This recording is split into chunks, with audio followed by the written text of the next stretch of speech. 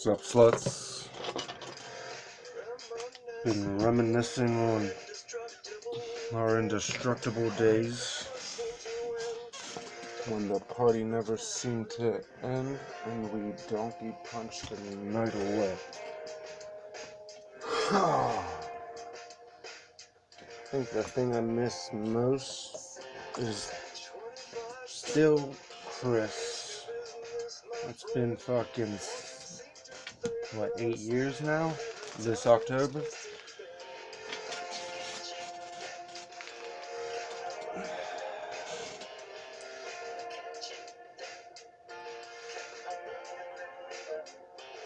For a long time, it was like, my fault. I viewed it as my fault.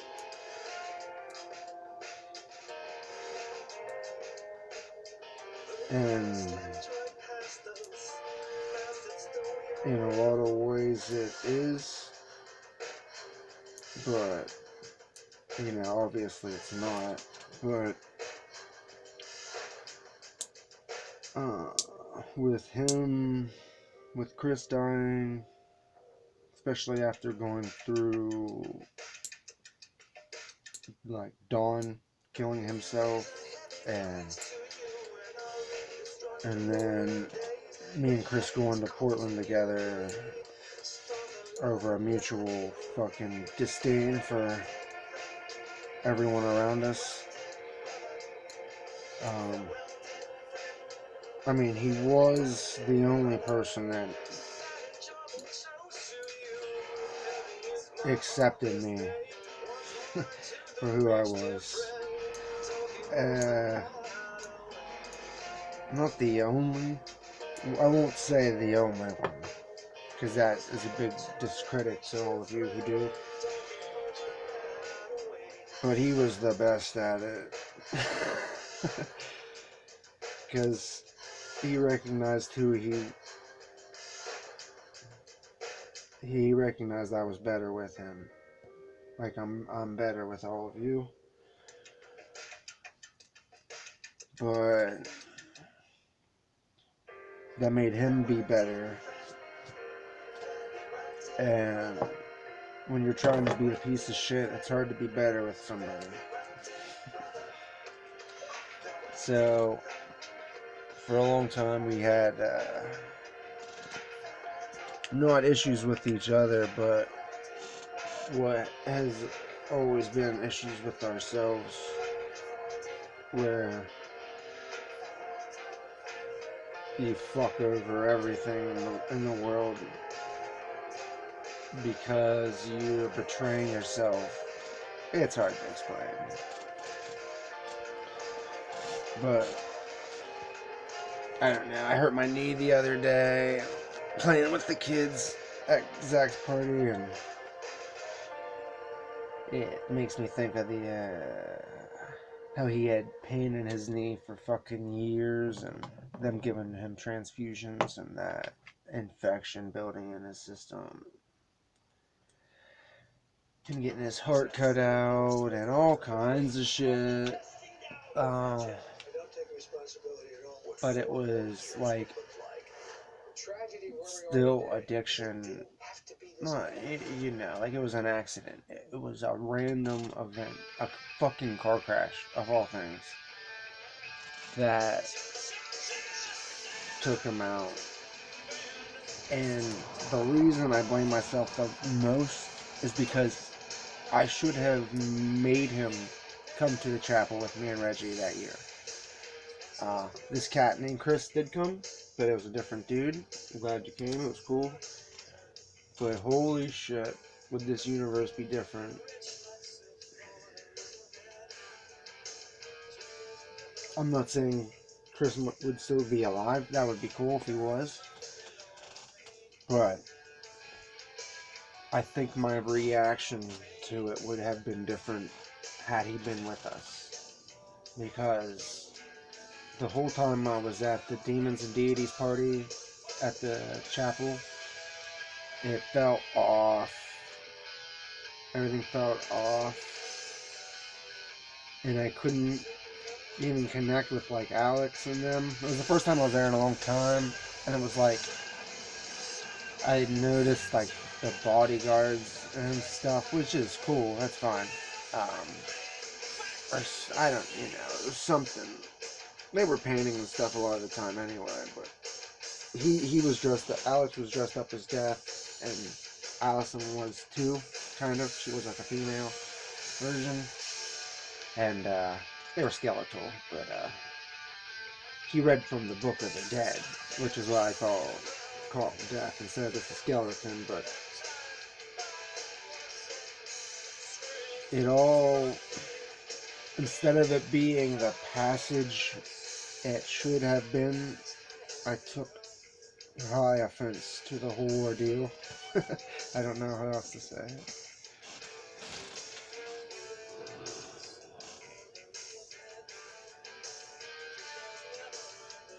Bushido, already dead. There's this book that he had been reading, and that he let me borrow, and I read, or I gave it back to him. I wish I kept it, because that means I'd still have it if I did, because I haven't seen anybody in years. Um, but in it is this guy who writes these diary entries about how he's already dead.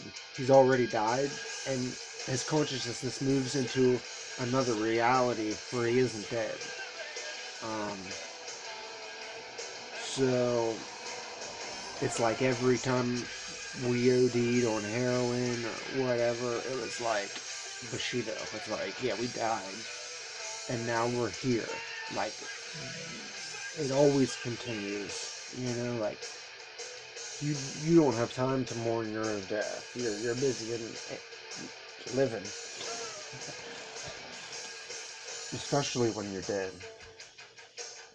So that was kind of how we dealt with death. Not dealt with it, but understood it. Just theory and practice. Like, you'll know when you get there, but for now, here's some fantasies. But as soon as he died, that evaporated from my head.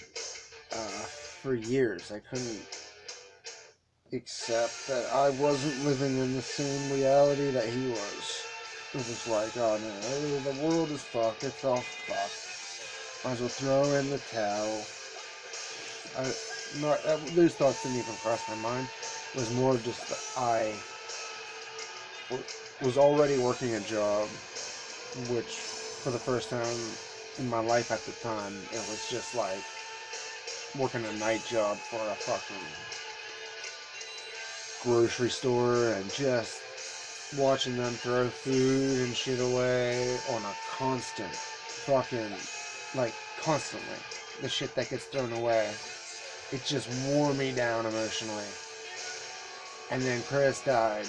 And then it was just like, I buried my head in this emotionally draining, wasteful fucking cycle of restacking the shelves with this fucking cattle of people that just come and clear the shelves. And if only they knew how much money, if only we knew how much money we wasted on the stupid shit we buy, we would not do it. You would not do it. Because you'd be like, oh, better deal? For sure. Whatever. Hates it. He hates it. And that's why I've avoided contact with the fucking tribe, because I don't want to infect people with the desire to hate. You want to hate? You come get a hold of me. But if you're trying to get on to something else, it's fucking annoying shit, man. Like, it's fucking no good to have a storm around every day.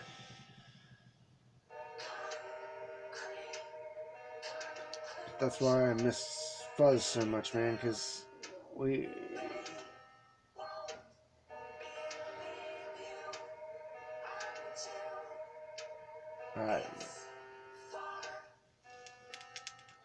he was my best fucking friend I had,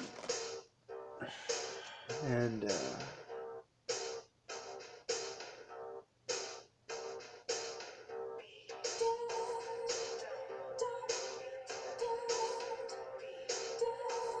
it made us look stupid.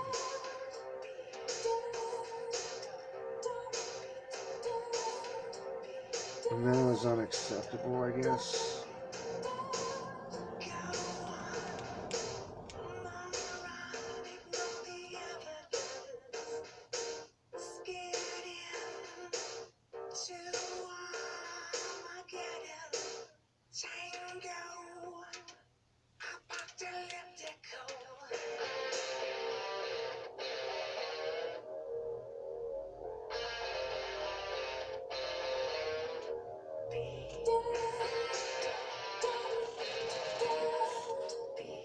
So, this Halloween is a blue moon? We've already had a full moon, but it's a full moon regardless. And it was a full moon when Chris died in 2012. So, this is the October where I make the best of what happened to Chris. Because Chris and I together would have done whatever we wanted. So that's what I have to do now.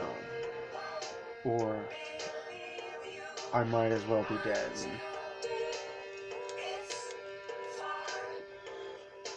And I decided that, that'll happen when it happens, but there's no point in looking for death or waiting for him like a fucking girlfriend who can't get a hold of you. Just waiting by the phone, her boyfriend, waiting for her to call back. Death comes. He's riding you right now. That anticipation, it's intoxicating.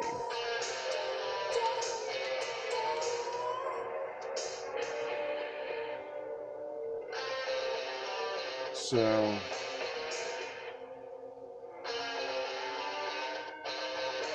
yeah. First I have to expose how much of an asshole and moron I am. And then I can move on to better things. So as much as this seems like a bunch of random, weird shit in all these videos, it's all to lead to an inevitable state. I just gotta fucking speed run some shit. Otherwise this would take me years. Let's say I wasted 8 years, not 20. Give me a break. So, I've wasted 8 years sulking. That means I got a year, I give myself a year to make up what I should have did in the last 8 creatively. Or this is just a bust. What's the point?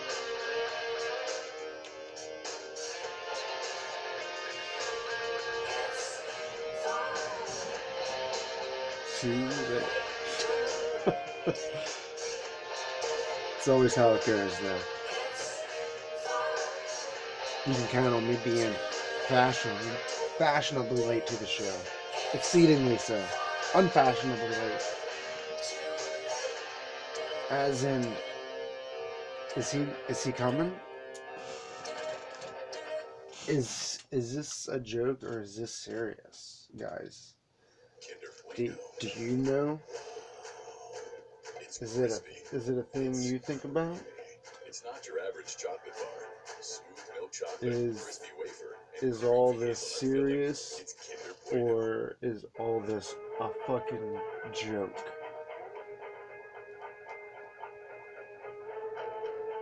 Seriously. Can you tell the difference? Is there a difference between this being serious and this being a fucking joke?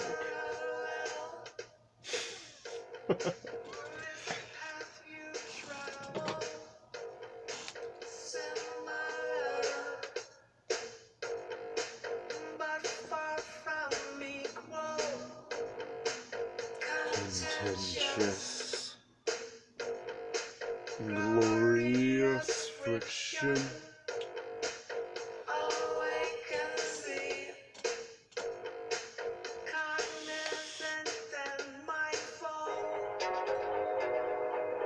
Yeah. So this praising of Chris is also a summoning of the great Puscifer. I await the coming, the great coming. Just as it was in the beginning, so shall it be again. October, what, 30th, 31st? Same difference. I don't give a fuck. Tuesdays switch around.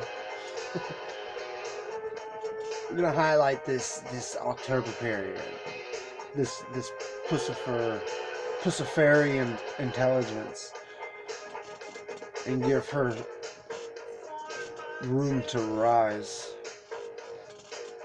or descend.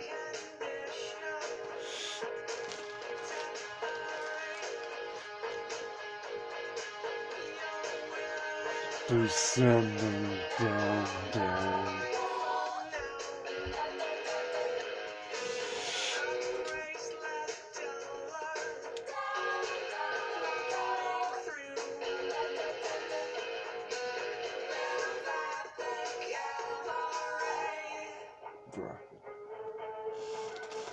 So, every time you come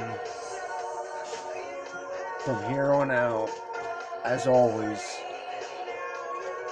keep in mind your goddess Puscifer.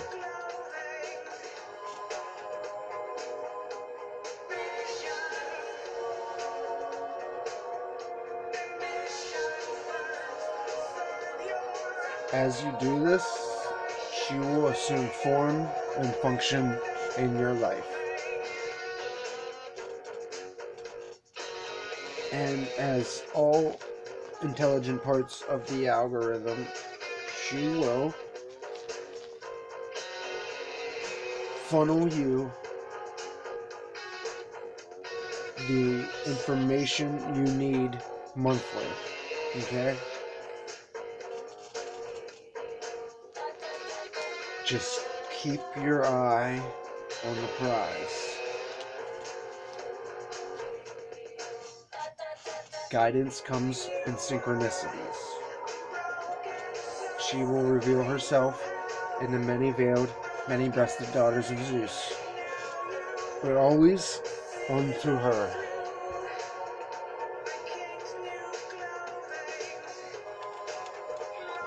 As Christopher offered himself, so shall we offer ourselves to the womb of eternity, the great night.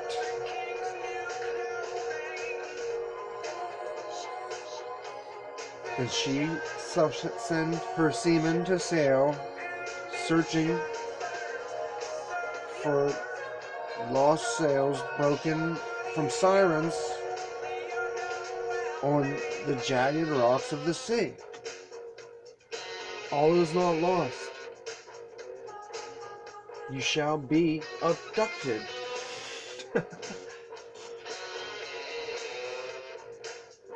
And when we come, fear not. The destruction in our wake is a fear response. an allergy left by corruption. The immunity will deal with it. And you will gain your own tolerance to what you may view as a negative.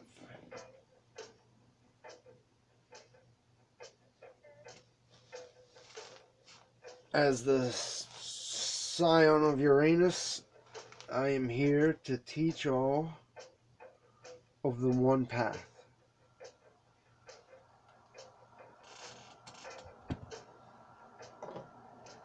This path is concealed in many ways, but all lead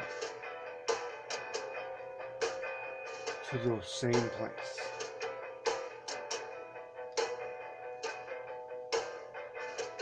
You may fear the descent into darkness, but I assure you, this is your home. This is where you have come from, and where you shall return. There is no death, only loss of love.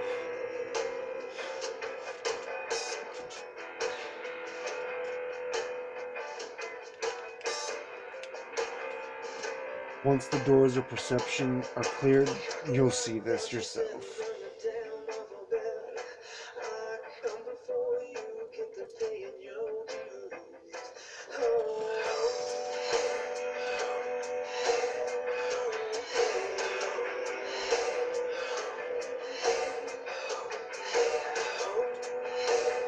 Miss October's out for you.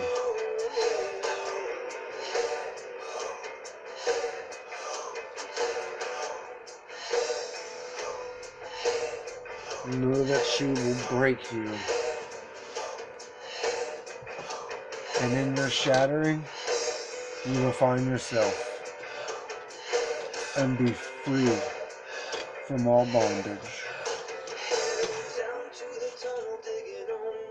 Puscifer.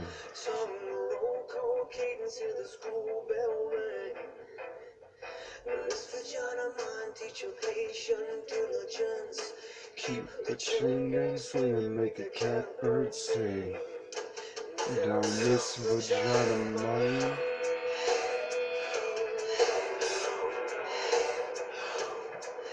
Hold hands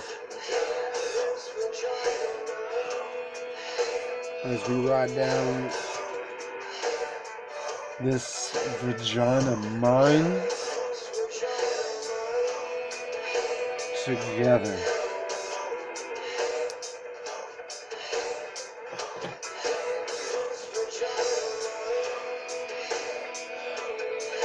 Awaken the sleeping serpent.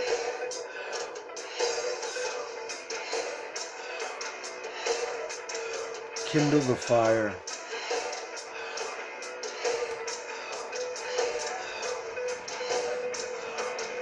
Know that you will die.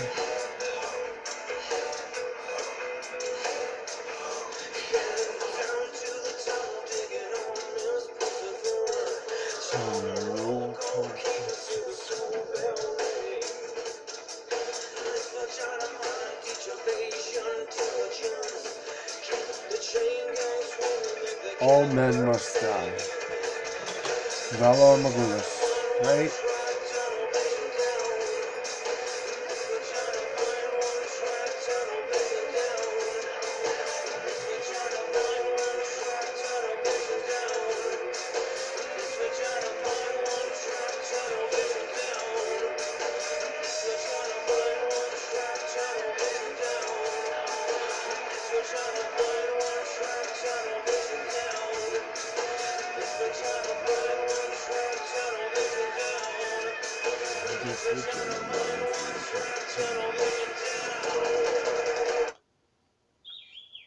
Which looks better? These motherfuckers. Or this? Seems clear to me.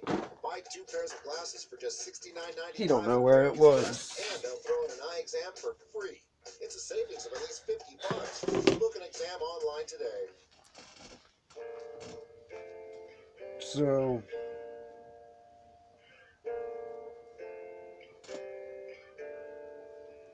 fuck, I'm sorry, guys.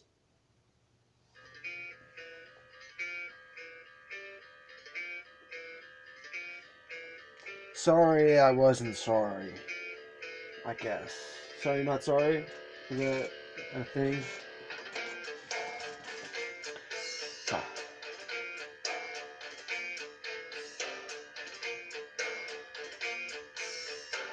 Yeah, see, I always expected that even when Chris died, certain things were gonna fall into place. And that certain friendships and connections would actually be strengthened because of his death.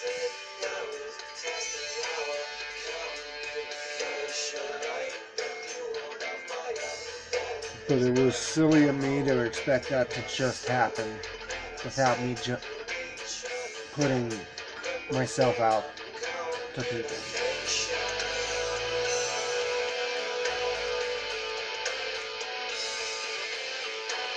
Instead, I hid away, assuming I'd be the fucking downer. Or even the cat to point the finger at people and start fucking acting like,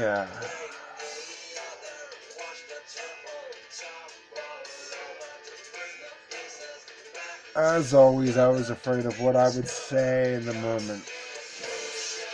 Because I have no filter with my friends. Or family, or strangers. So, I tend to say things that you wouldn't normally want to say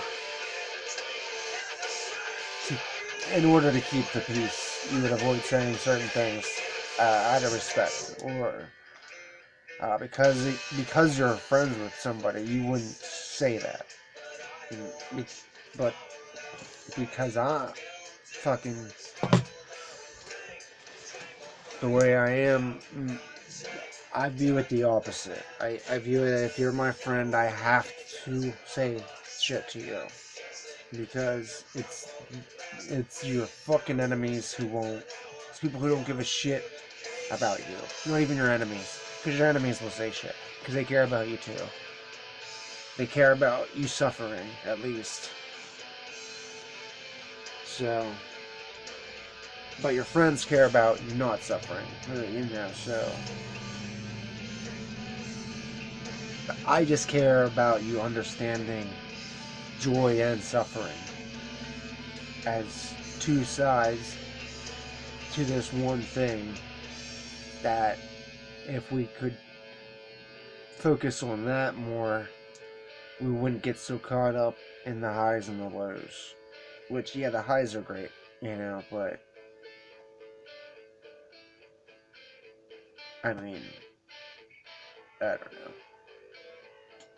They're great for the extremes, okay, but for life in general, and not life in general as in live as a robot, as in being able to get yourself in a state where you don't get caught up by these highs and lows that fall on you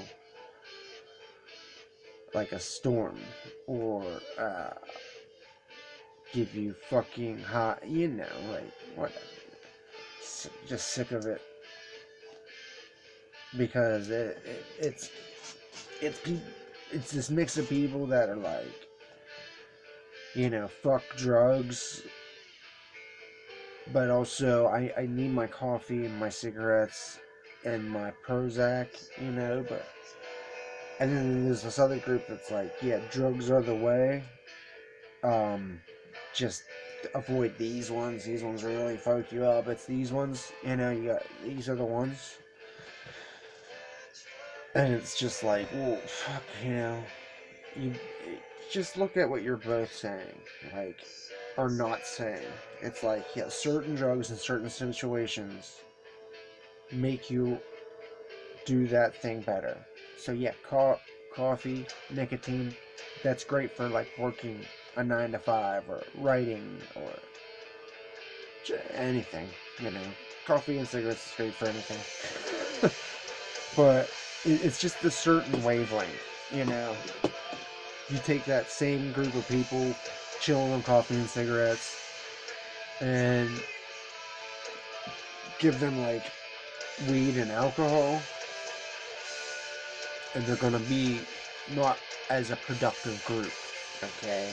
Um,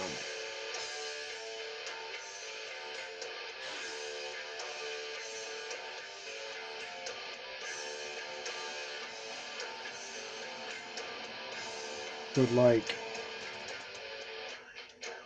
as I mean, as kids, it was like a rite of passage to us. Like, we grew up in a town where, like, every 6 or 7 years, there'd be groups of kids that would find out, oh, you can go to Philly, get fucking bundles, bring them back, sell them twice, 3 times as much money, and this is how drug addicts, this is how the machine works, okay?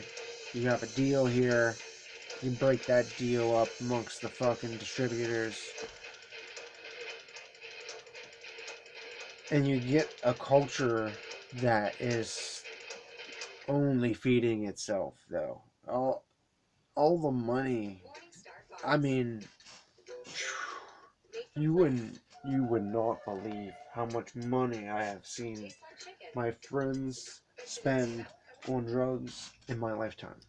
It would we could have had any business and had it run into the ground and had bailout money to get it started back up. You just have no idea. It's crazy. So either because it's true or out of a coping mechanism because of that, it was like all leading. It's kind of like how psychedelics work. All drugs have a certain threshold, okay? If you've never eaten mushrooms before and you eat a lot, like a high dose edible of THC, you're more than likely are going to have an hallucinogenic experience and not know what it is.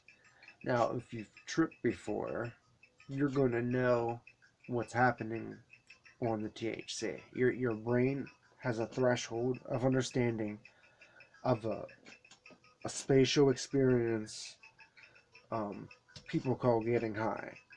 And it's the same with crack, heroin, meth, whatever you do. It's like opening a door in your mind that you never knew was there. It, and the more you do of this drug, the more of this mansion in your mind is revealed to you. But what happens to a lot of people is they get lost in these new houses and they have no way to get back to who they were from at the beginning. Okay? Psychedelics have a tendency to push you back, but it's always like there's these windows left in the room where you can now see through there and sort of remember what you had experienced, but you don't feel the same. But essentially, on trip-worthy doses of most hallucinogenics, you're not intense, not heroic, but at the onset of a high, of even a heroic dose, I guess, you're going back to that child-like perception. Um, like the way a kid's brain functions and sees the world is the way a person on mushrooms perceives and sees the world, where you can be given a little bit of information. It's like, oh yeah, I get all that. Like, you don't need, it's just like this great understanding is happening But because you're an adult now, you have these concepts, and you can put them together, building blocks wise, and it's like, oh, it all seems kind of silly. That's kind of where the whole joke thing comes in. But there's also the thing where you, like, as a child, can be afraid of this stuff that you don't understand and can't connect together. Or, like, you're all fucked up and you're sitting there and your leg or your arm falls asleep and you're on a bunch of edibles and you're like, oh no, like you think something awful's happening to you. The way it feels asleep doesn't feel the same. It was just something I saw earlier today. I think it was Chrissy, thir- what 28, what 38, 28. I forget now. I forget the fucking thing. 38, 32. Chrissy Stephanopoulos. I forget his fucking name now. Shit. He was talking about edibles, but it's like anybody who talks about edibles has that same experience, and it's just like, I don't know. Basically, the reason I'm talking about this is because this was something Chris and I went through at, it's like fucking madmen. I mean, by the time we were 18 years old, we had already eaten heroic doses of every hallucinogen and shot up heroin, smoked crack. I mean, if drugs were Olympics and doing them certain ways were medals, we were fucking gold medal finalists in all events. It was just the way it was in our town. I mean, and that's not a brag. That is a fucking factual statement, and I'm like way past. That was a lifetime ago. I've lived that same amount of time since then, and it's no longer fucking cool, man. It's just what fucking happened, and if I did all that for nothing, and for Chris to die, it just seems silly. So, yeah, we're gonna get into drugs here soon, boys and girls. So, sluts, I hope you're ready to be honest with yourself, because if not, you're in the wrong fucking place. Late.